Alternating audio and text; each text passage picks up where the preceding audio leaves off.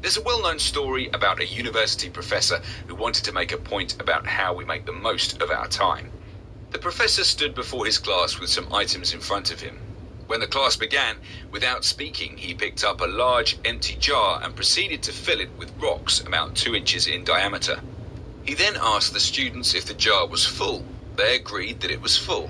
So the professor then picked up a box of pebbles and poured them into the jar. He shook the jar lightly and watched as the pebbles rolled into the open areas between the rocks. The professor then asked the students again if the jar was full. They chuckled and agreed that it was indeed full this time.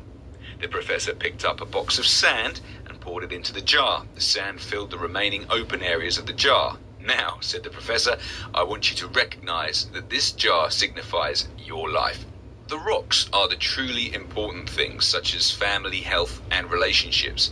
If all else was lost and only the rocks remained, your life would still be meaningful. The pebbles are the other things that matter in your life, such as work or school. The sand signifies the remaining small stuff and material possessions. If you were to put sand into the jar first, there is no room for the rocks or the pebbles. The same can be applied to your lives. If you spend all your time and energy on the small stuff, you will never have room for the things that are truly important. Pay attention to the things in life that are critical to your happiness and well-being. Take time to look after your health, play with your children, go for a run, write a letter to your grandmother. There will always be time to go to work, clean the house, or watch TV. Take care of the rocks first. The things that really matter, set your priorities. The rest is just pebbles and sand.